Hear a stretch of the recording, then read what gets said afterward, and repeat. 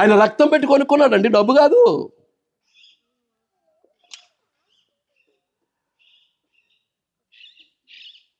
అపొస్తలుల కార్యాలు 20:28 ఏమంటాడు? దేవుడు తన స్వరక్తం ఇచ్చి సంపాదించిన తన సంఘం.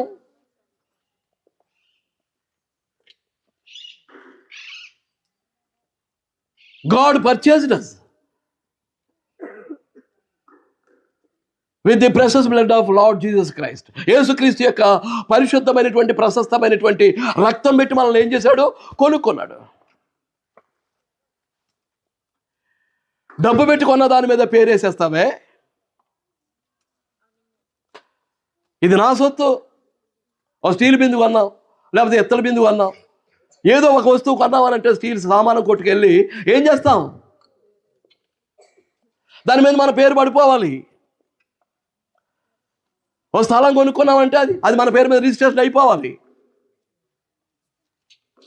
ఒక ఇల్లు కట్టుకున్నామంటే దాని సర్వహక్కులు మనకు చెంది ఉండాలి. దాని బిల్స్ అన్నీ నా పేరు మీదే ఉండాలి.